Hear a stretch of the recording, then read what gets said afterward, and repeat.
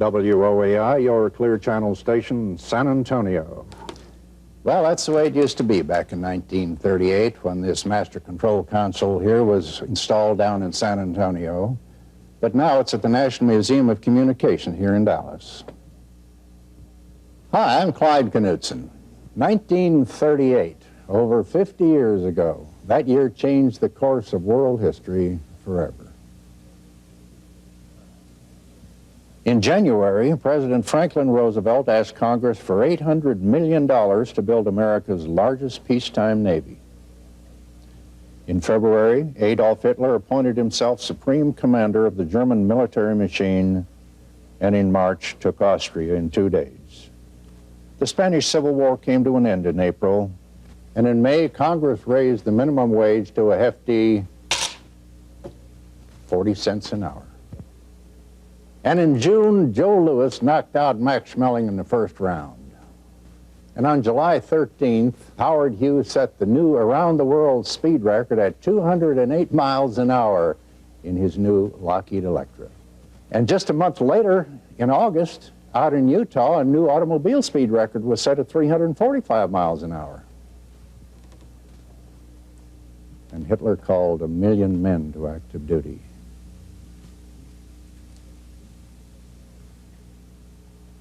And in September, Britain and France started arming and preparing for what was to become World War II. And in October, Orson Welles gave America a Halloween present called War of the Worlds by H.G. Wells. And it wasn't until quite a few hours later that the majority of listeners realized that it actually wasn't an invasion from outer space. It was just a radio broadcast. 2 weeks later, in November, Kate Smith introduced Irving Berlin's immortal anthem, God Bless America. December was a good year for Hollywood actors such as Gary Cooper, Humphrey Bogart, Spencer Tracy, and others. But it was a bad year for much of the world. World War II had started. We came to this museum doing research for our Driving Through Texas series, and here we found a fantastic collection of old communication equipment. Telegraph keys from the covered wagon days, early radios and telephones, a television set used in 1938, and much, much more. Meanwhile, we uncovered an old forgotten film, a virtual time capsule of Texas history called A Cavalcade of Texas. It too was produced in 1938. Gone with the Wind and The Wizard of Oz were still a year away. Back in 1938,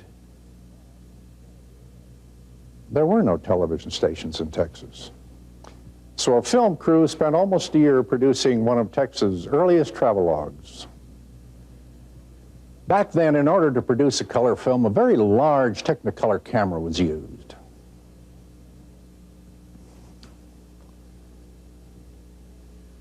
In fact, it was so heavy it had to be hauled around on a big truck.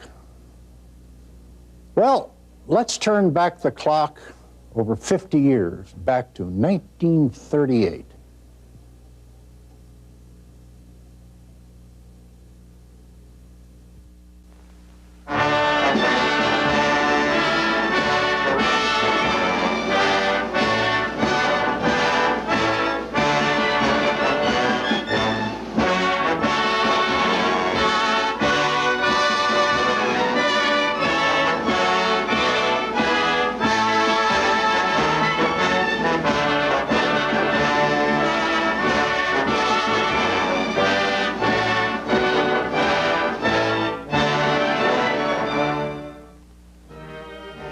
Ideally situated on the continent of North America, like a giant atlas supporting the continent itself, stands the great and powerful state of Texas, representing 1/12 the land area of the United States, and benevolently endowed by nature with an overabundance of the good things of life.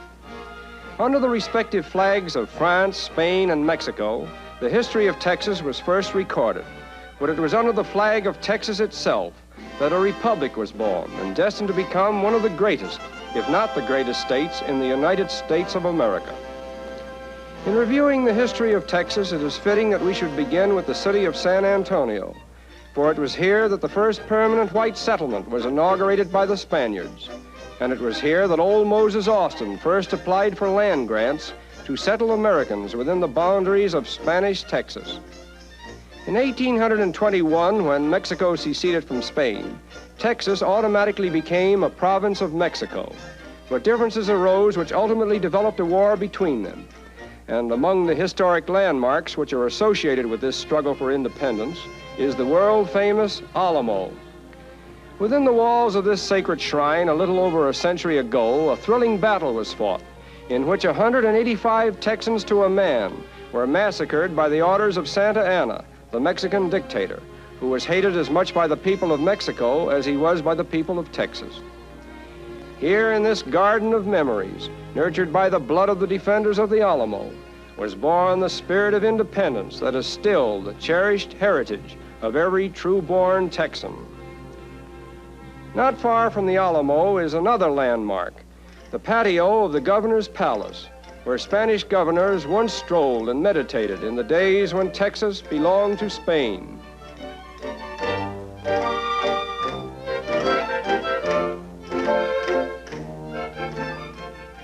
In the courtyard may be seen original pavement remotely illustrating the artistic endeavors of the builders, who could not refrain from duplicating the decorative patterns of their mother country. In the suburbs of San Antonio, we behold the picturesque ruins of old Spanish missions, the first landmarks of civilization in a land that was originally populated by barbaric Indians known as Tejos, from whom, incidentally, the word Texas was derived. Built as a protection from the Indians, as well as the elements, each mission naturally formed the pivotal center of the community which grew up under its tutelage and protection. Thousands of visitors from all parts of the world visit San Antonio every year, and one of the highlights of their visit is a tour of these famous old missions, each one of which has some particular attraction which merits the attention and admiration of all travelers. The famous facade and doors of the San Jose Mission, for example, built over a century and a half ago, when Texas was still a remote wilderness, holding within its vast areas secret treasures unknown to men. In interesting contrast to the Spanish era, there is a little house at Washington on the Brazos, where a group of patriotically inspired Texans assembled in the year of 1836 and declared Texas to be a free and independent republic. This monument commemorates the memory of George Childress, who is credited with the authorship of the Declaration of Independence for the Republic of Texas. On the battlefield of San Jacinto, where the decisive battle between the armies of Texas and Mexico was fought, stands the San Jacinto Monument, one of the finest memorials in the state of Texas. The shaft towers above the Washington Monument, and it is the largest of its kind in the world. There are 850 steps from the basement of the shaft to the observation tower. The monument weighs over 70 million pounds, and the cost of its erection exceeded $1 million.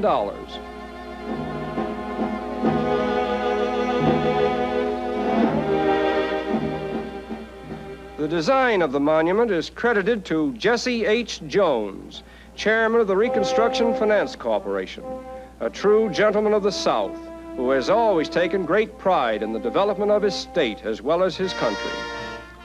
To General Sam Houston, who commanded the Army of Texas at San Jacinto, is given the credit of winning one of the 16 decisive battles of the world. Near the close of his illustrious career, he lived in this house at Huntsville, which is erected on the campus grounds of the Sam Houston State Teachers College. It was largely through the unfailing efforts of the students and faculty of the college that this home has been perpetuated as one of the most cherished shrines of the Lone Star State. Picturesquely situated on a hill overlooking the Houston homestead is the colorful administration building of the Sam Houston State Teachers College. And just below it stands the Sam Houston Memorial Museum, in which may be seen many relics of early Texas history.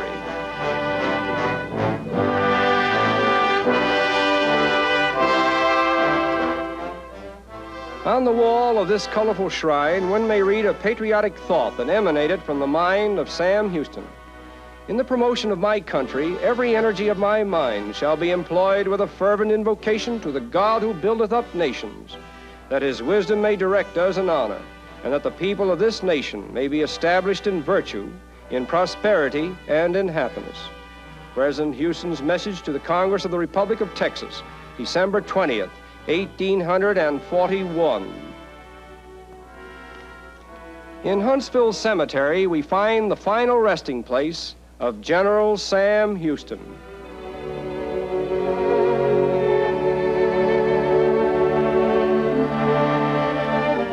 Soldier under Jackson, boy hero of Horseshoe Bend, congressman from Tennessee, governor of Tennessee, chief of the Cherokees, commander-in-chief of Texan Army, hero of San Jacinto, twice president of the Republic of Texas, United States Senator from Texas, governor of Texas.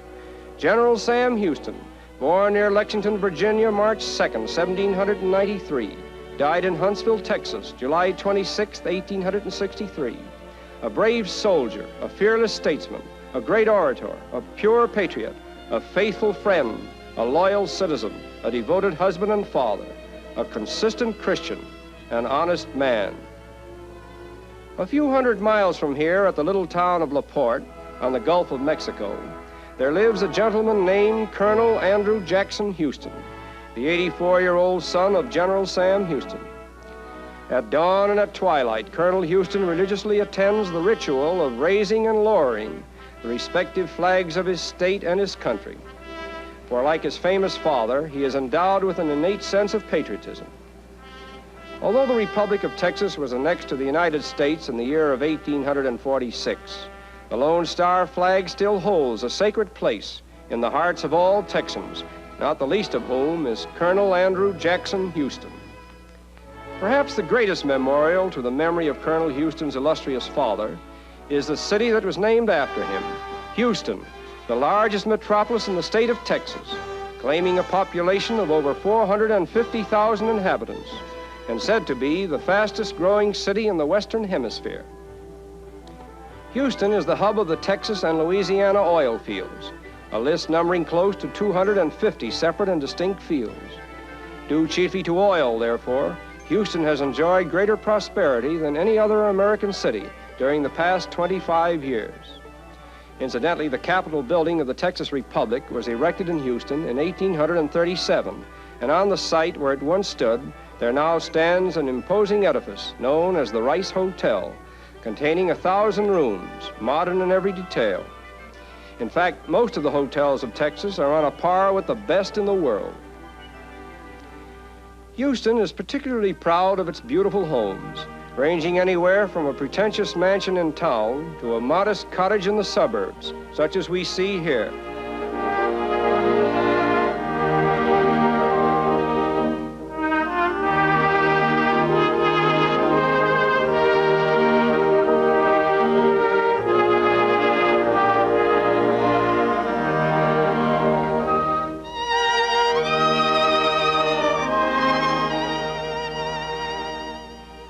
One of the noticeable features about homes in the residential districts of Houston is the absence of crowding, and this is generally characteristic throughout the entire state, a state that is blessed with unlimited acres for the building of homes. And this may account somewhat for the unusual open-mindedness and hospitality of the Texans, who invite all industrious Americans to build their homes and cast their destinies with them in the prosperous and progressive state of Texas. One of the most important developments in the history of Texas is the Houston Ship Channel, which runs from Galveston on the Gulf of Mexico to the city of Houston, a distance of 50 miles. Ships from all parts of the world sail in and out of Houston Channel with precious cargoes of freight, representing a large percent of the export and import trade of the United States. And in addition to this, regular passenger service is maintained between Houston and practically all ports of call throughout the world. Houston ships daily 500,000 barrels of refined and crude oil products, representing 4/5 of the total export tonnage of the port. Among the numerous other commodities shipped from here are cotton, wheat, and lumber, the main staples of Texas.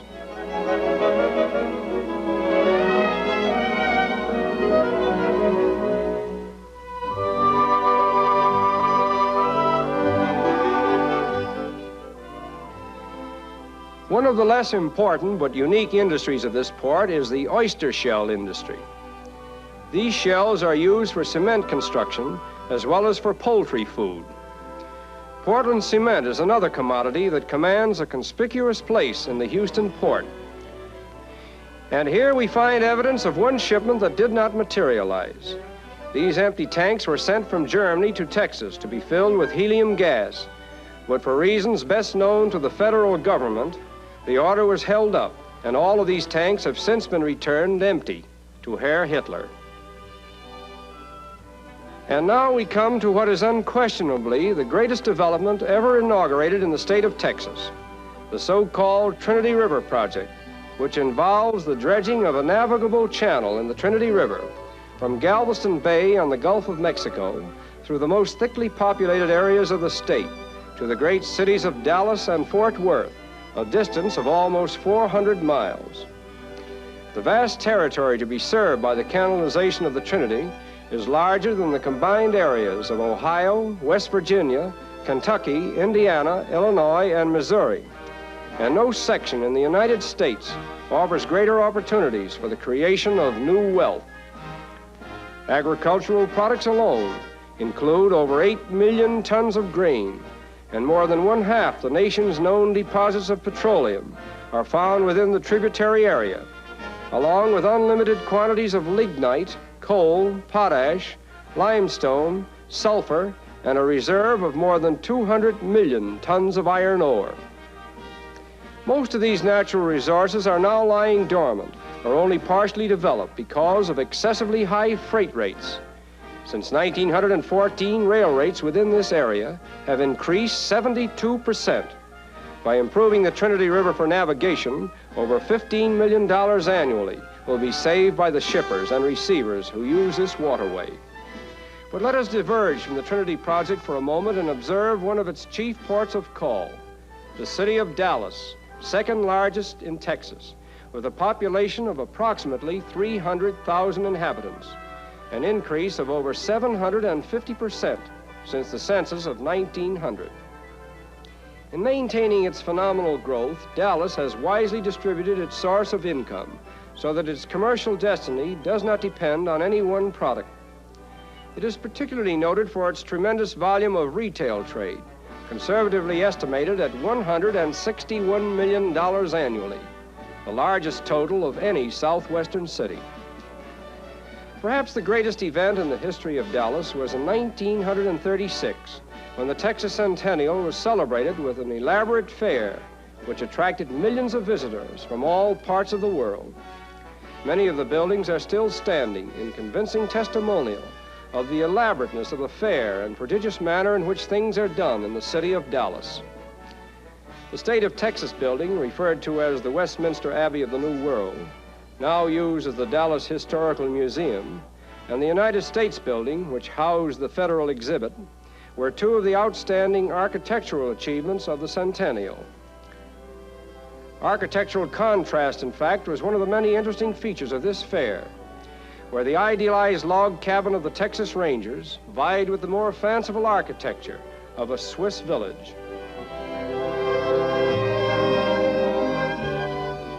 Nightlife in the main streets of Dallas is enhanced by a colorful array of illuminations which compare favorably with those in the best lighted cities of the world.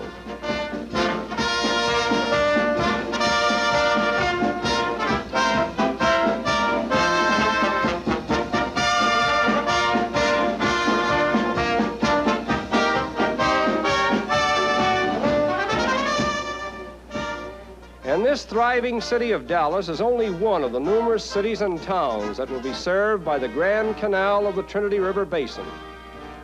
New communities will be developed, and the benefits of this colossal enterprise will also be extended to sections of Louisiana, Arkansas, Oklahoma, and New Mexico. In addition to this, 1 million acres of floodlands along the main stem of the Trinity and its principal tributaries will be reclaimed.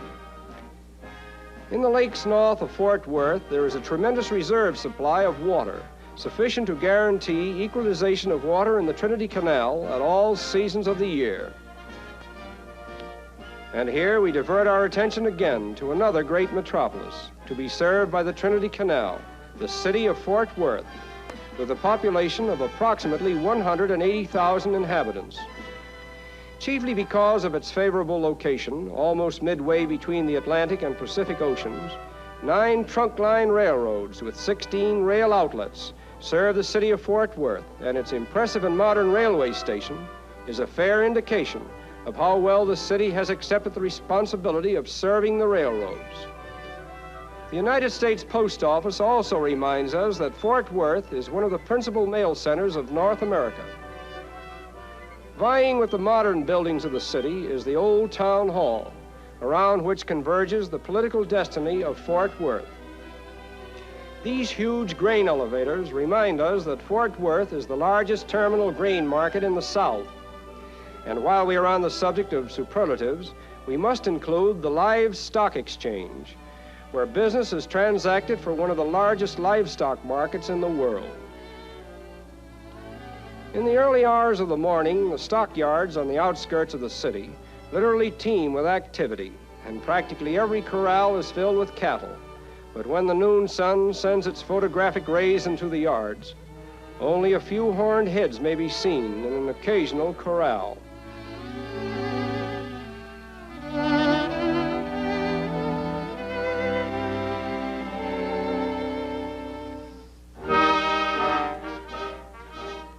A giant causeway leading to Galveston Island is a fair illustration of how Texas meets its construction problems, an engineering feat formerly regarded as a wild dream, but now a reality, attracting the attention of engineers from all parts of the world. Owing to its ideal location on the Gulf of Mexico, Galveston is a natural port of call for ships that sail the 7 seas. Ships that will one day transfer their cargoes to canal barges. Sailing from Galveston along the Trinity River as far north as Dallas and Fort Worth, and these same barges will return with precious cargoes from the Trinity River Valley and its tributary areas for shipment by boat to the world's ports of call. A tremendous project to be sure, but nothing worthwhile is too tremendous for the colossal state of Texas. The city of Kilgore, located in the center of the East Texas oil field, is the mecca of the largest oil pool in the world, an ocean of black gold with 26,000 producing wells, 700 of which are in the Kilgore Township, making the city look like a veritable forest of oil wells. Before the discovery of oil, Kilgore was a tiny village with a few families who depended upon their farms for a livelihood. But after the discovery of oil, it suddenly became a boom town, and today it is one of the wealthiest and most progressive little cities in Texas, with a population of about 20,000 inhabitants, many of whom are owners of oil wells. Churchyards, backyards, front yards, and even graveyards, all have given way to oil wells. A story is told about a church that made so much money with its oil wells that when the collection plate was passed, the congregation was expected to take money out of it rather than to put it in. Needless to say, that particular church has a limited congregation.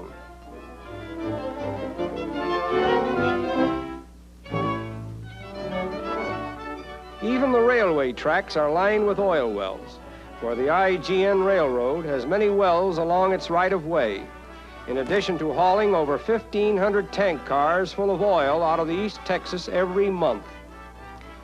This well has reached a depth of about 3,300 feet, and the driller is proceeding with caution, for oil is about 300 feet away. It requires approximately 10 days to drill the average oil well in East Texas, and the cost is about $15,000. In order to facilitate the progress of the drilling, water is pumped into the well through the drill stem, and it flushes back again, bringing with it quantities of shale.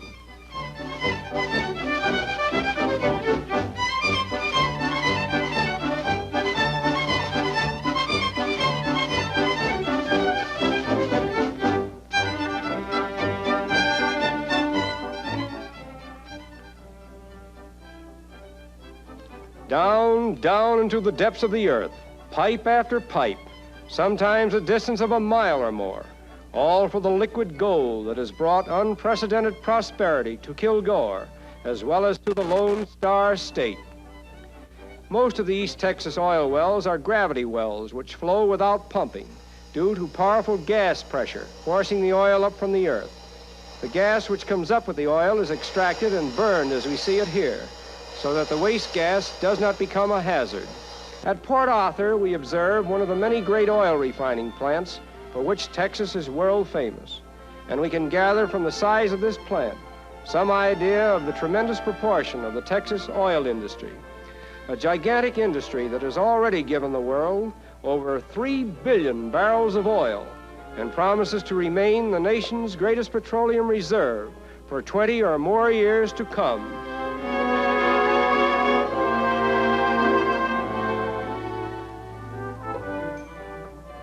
The city of Amarillo in the northwestern part of Texas is the commercial center of what is known as the Panhandle section, but it probably owes its modern fame to the huge helium gas field, which was discovered near the city a few years ago.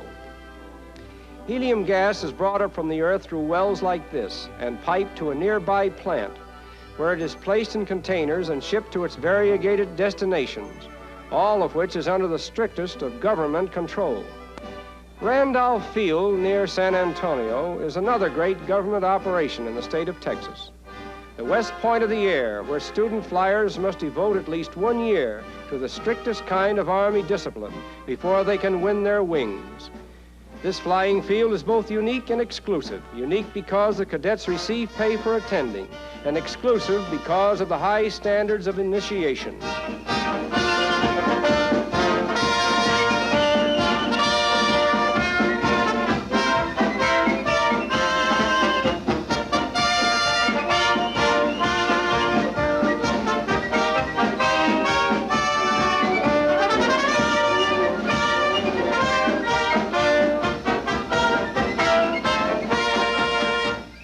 The physical standard for flying training is higher than that for enlistment in the regular Army, and consequently the Randolph Field student body is one of the finest groups of young men to be found in any school in the world.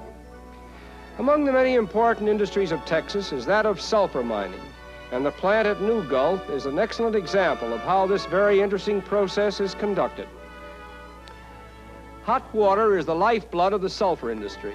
It is superheated by power plants and sent through these vast pipes to a sulfur pit for the purpose of melting the sulfur before it is forced to the surface by steam. Sulfur wells are like oil wells in appearance, except that a network of pipes is placed in the well, one pipe carrying hot water to melt the sulfur, another carrying compressed air to help force it to the surface, while another pipe conveys it to the huge vats or storage piles, where it melts and solidifies in thin layers. A storage pile of sulfur is often as large as a city block. Here we see the boiling liquid sulfur as it comes from the mines and spreads itself over sulfur that has already been cooled and restored to its original state.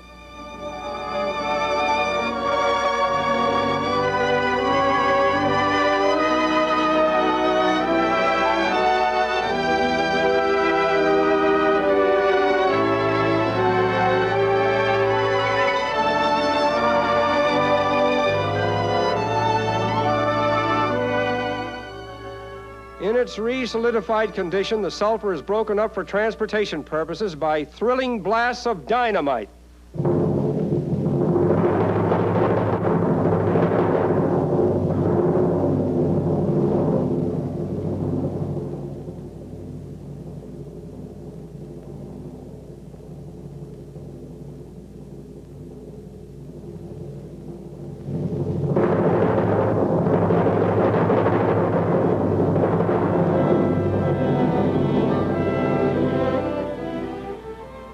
And thus, hundreds of tons of pure sulfur are released with each blast.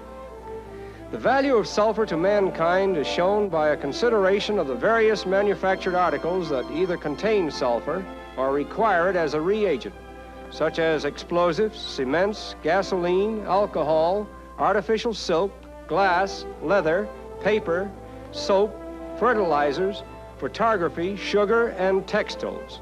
Approximately 1.5 million tons of sulfur, about 1/4 of the total world's production, is produced annually in the state of Texas.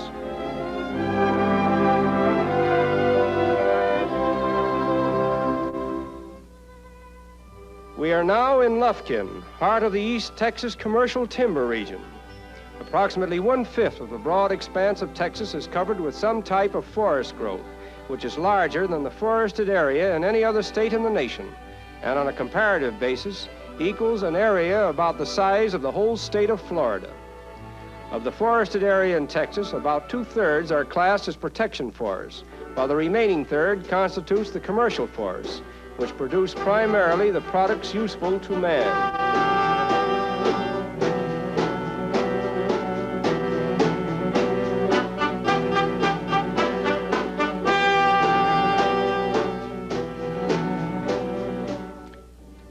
In the early days and until recent years in many localities, the lumbermen depended almost wholly upon natural forces in the logging operations. Steam power, however, altered all these methods, and most of the larger lumber camps now have logging railroads. When the logs reach the mill centers, they are stored in log ponds, which usually cover a number of acres, where they are kept until ready for manufacture. The ponds facilitate a sorting and cleaning, and also prevent deterioration, which would occur if the logs were left dry for any appreciable length of time. From the pond, the logs are transported to the mill by an endless spike conveyor, known as the jack chain. Thus do the giants of the forest meet their fate, with the constructive goal of forestry is the sustained use and management of our forests to best serve mankind.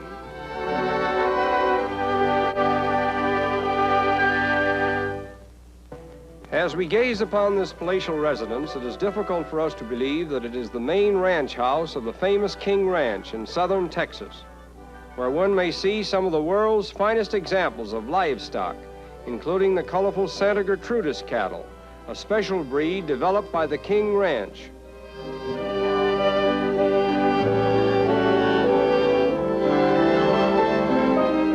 Santa Gertrudis cattle are the result of crossbreeding between the shorthorn species of Texas and the Brahma breed of India, and they represent the first distinctive breed of United States cattle. And here is Ferdinand, the prize bull of the King Ranch.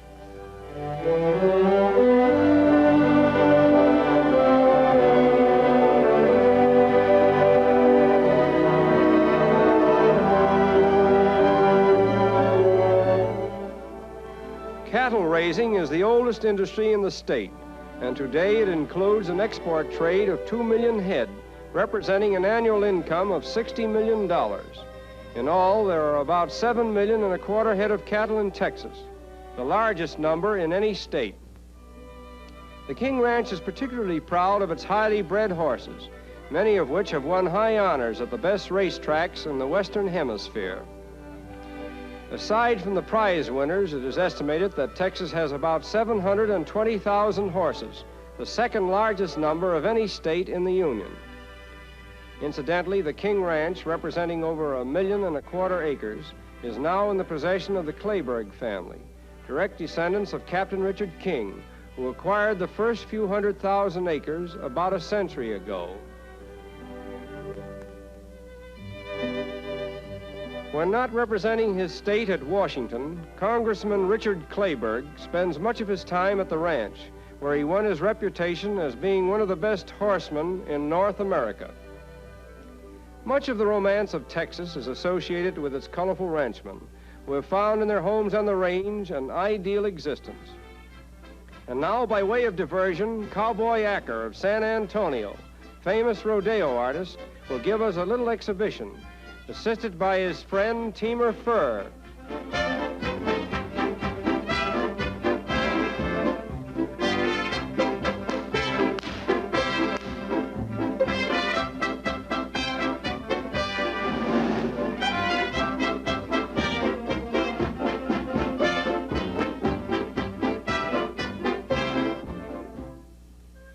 And here is Junior Acker, who was literally born in the saddle. Ride him, cowboy!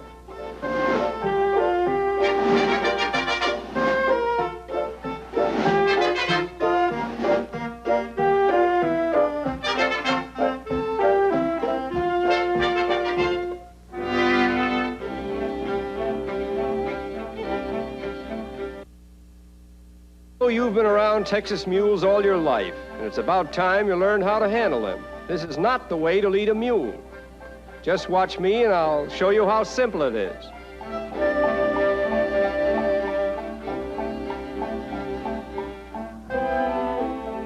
On the Shriner Y.O. Ranch near Kerrville, we behold one of the finest herds of Angora goats to be found anywhere in the world. In addition to having over 3 million of these Angora goats, which yield 83% of the nation's mohair, Texas has over 10 million sheep, yielding about 80 million pounds of wool annually. The forebears of the Texas Angora goats came from Asia Minor, where in 1849, the Sultan of Turkey presented 7 choice specimens to the American ambassador for shipment to the United States. Shearing time comes twice a year, early in spring and again in autumn. Crews of shearers equipped with power clippers begin their journeyings, starting at the southern part of the goat country and working northward as the season advances until the entire flock has been clipped.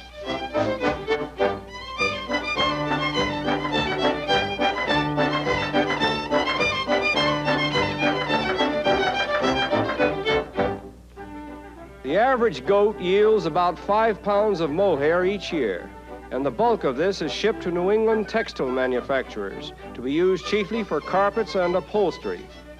And so each little goat gives up his coat of precious mohair twice each year and rushes back in the nude to begin the process all over again for next season. We are now in the citrus fruit belt of the lower Rio Grande Valley, consisting of over 7 million citrus trees, with 75% of them grapefruit. And this is one of the groves of John Shary, the father of the Texas citrus industry. Repeated laboratory tests show that Texas grapefruit and oranges have the highest juice and sugar content of any grown in America, and the lower Rio Grande Valley is admitted by all authorities to have the finest natural citrus-growing soil in the world. It is so rich that comparatively few growers use fertilizer, and that is one of the reasons why citrus growing can be done so much cheaper here than elsewhere. Flourishing citrus groves can be bought in the valley as cheap as $150 per acre. The tremendous size of the Lone Star State is best illustrated by the fact that at the same time citrus is harvested in the southern parts, there is snow lying in the northern regions. The fruit is gathered mostly by Mexican laborers, and the labor payroll amounts to well over $1 million annually. Texas produces most of the nation's pink and deliciously tasting grapefruit.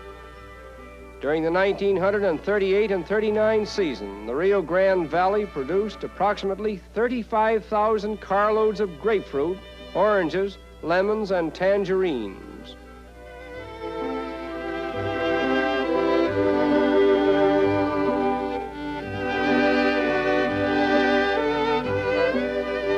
General W.W. Sterling, former chief of the Texas Rangers, is an ardent believer in the health-giving properties of fruit juices. And at Uvalde, we find another fruitarian who attributes much of his health and longevity to Texas fruit, John Garner, Vice President of the United States and a true-born Texan.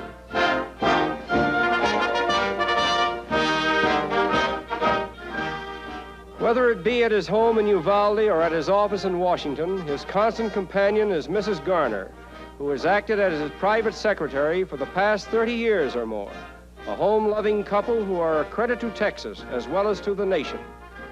One of the reasons why the Garners love their native state is confirmed in scenes like this.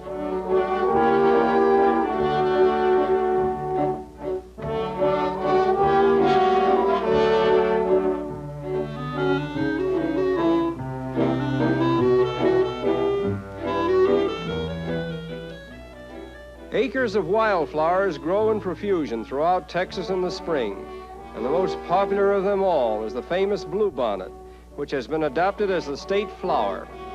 And here we have the pleasure of meeting Miss Evelyn Holt of the Texas Highway Department, the bluebonnet girl of this season, and one of the most popular young ladies in the Lone Star State. Outdoor life and recreational divertissements go hand in hand in Texas, where golf, tennis, football, fishing, hunting, and all the other popular sports are featured in diversified and colorful settings. At the Dallas Country Club, in addition to golf, we observe feminine beauty and charm, typical of Texas.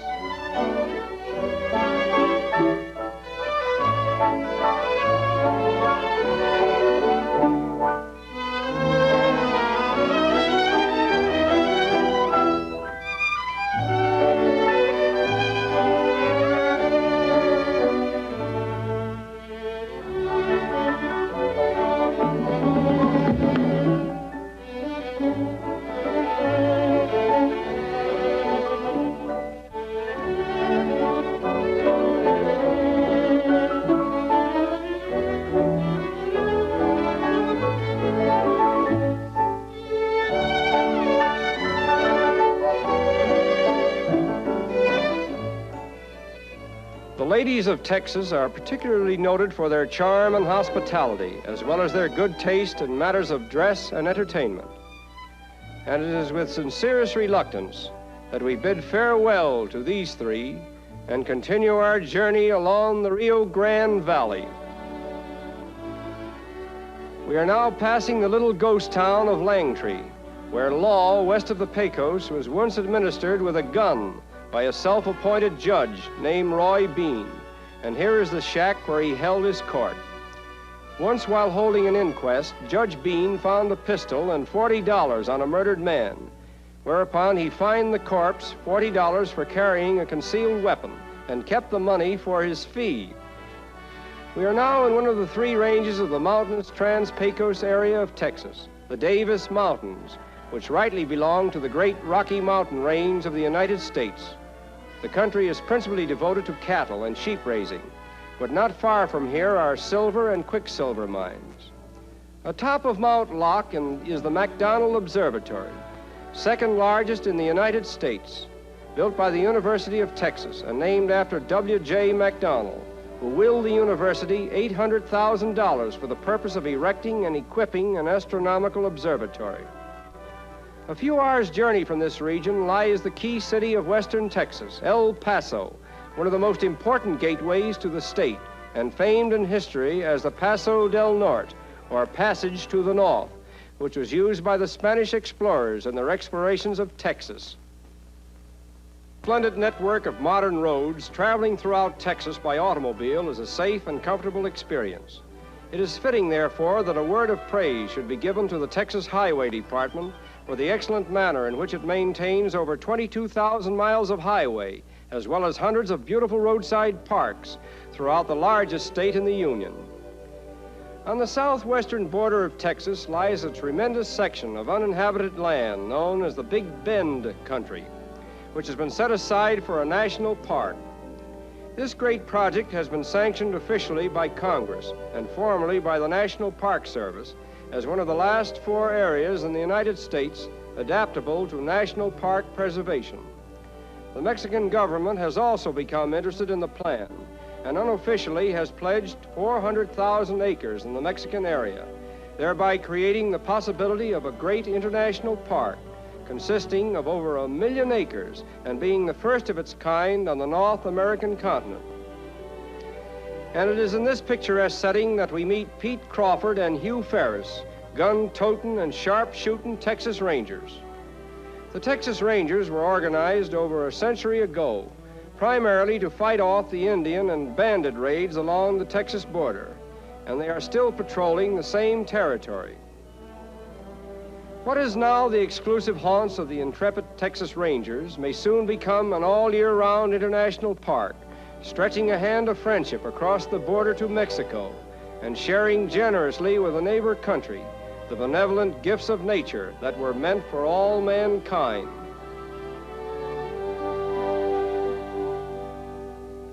Austin, the capital city of Texas, was named after Stephen F. Austin, who nobly devoted his life to the foundation of the state and thereby won undisputed recognition as the father of Texas.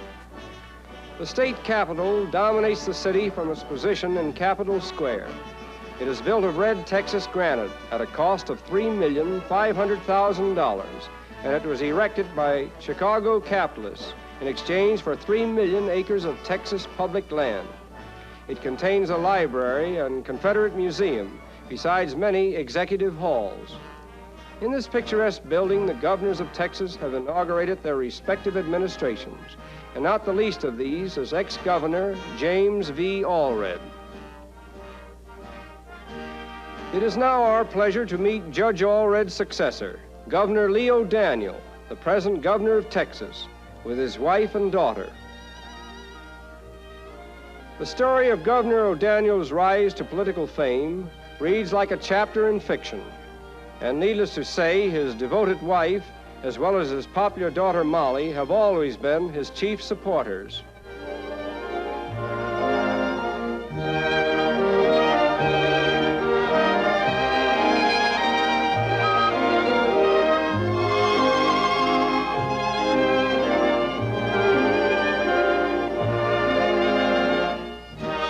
Lieutenant Governor Coke Stevenson is one of the most capable servants of the state, aside from being an excellent example of a square-jawed, straight-shooting Texan.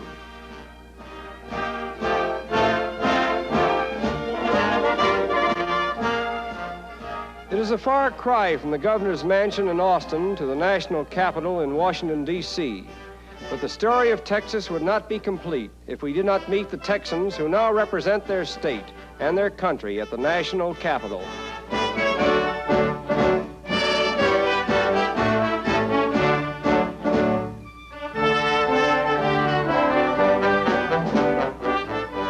And here we have assembled one of the most important and powerful political groups in Washington today.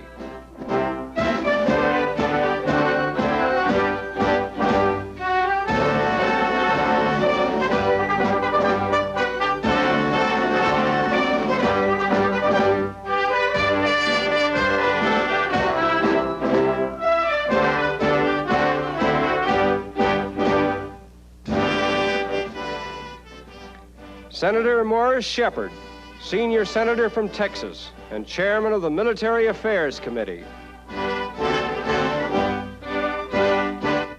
Senator Tom Connolly, chairman of the Senate Committee on Public Buildings and Grounds, one of the most colorful figures at the national capital.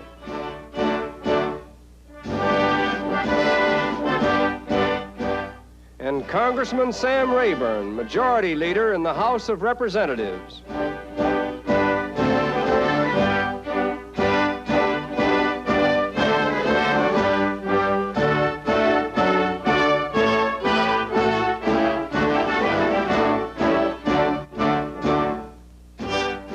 At the Supreme Court building, we meet a valiant guardian of the Constitution of the United States, Hatton Sumners, Congressional Chairman of the Judiciary Committee.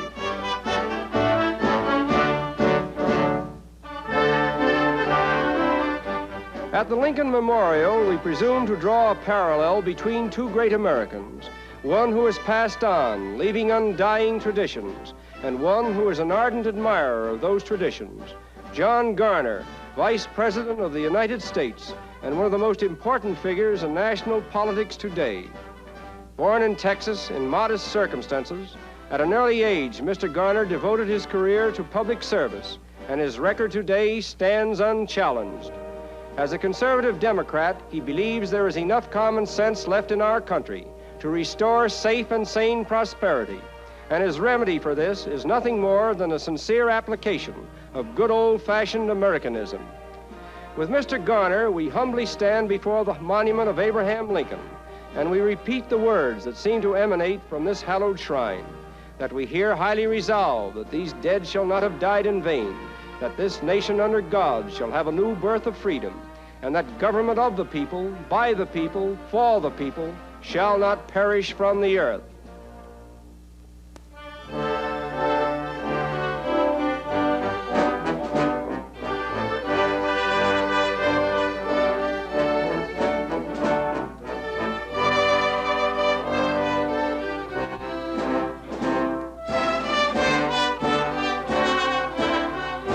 Outstanding among Texans who have done great national service during recent critical years is Jesse H. Jones of Houston, Federal Loan Administrator and former chairman of the Reconstruction Finance Corporation.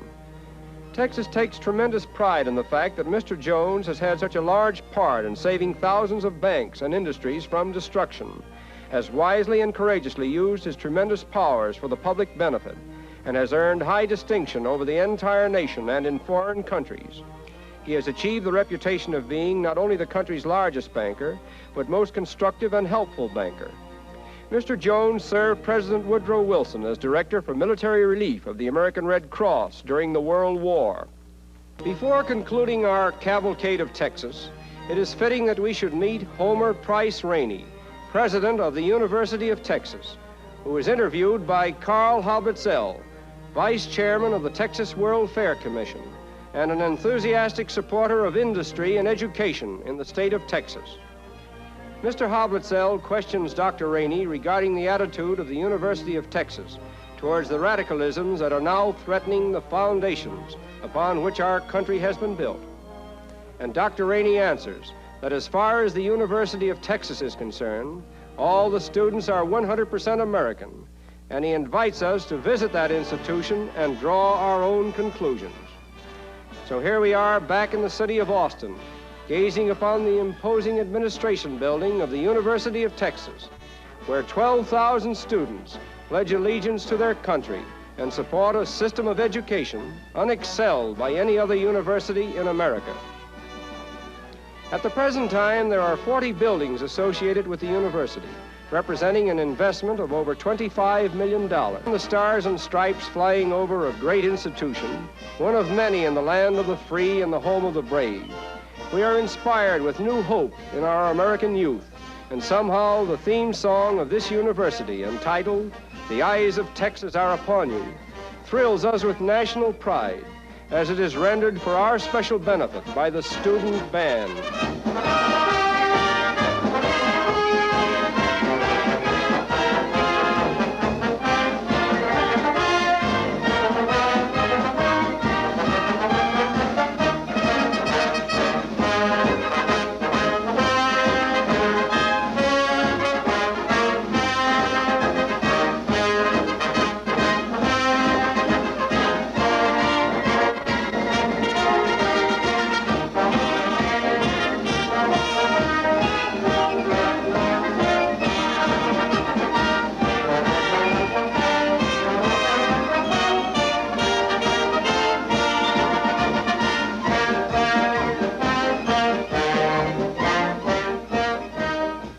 The eyes of Texas are upon all Texans, and the eyes of the world are upon Texas, where man has accepted the benevolence and the challenge of Mother Nature in developing one of the richest areas of land in the world.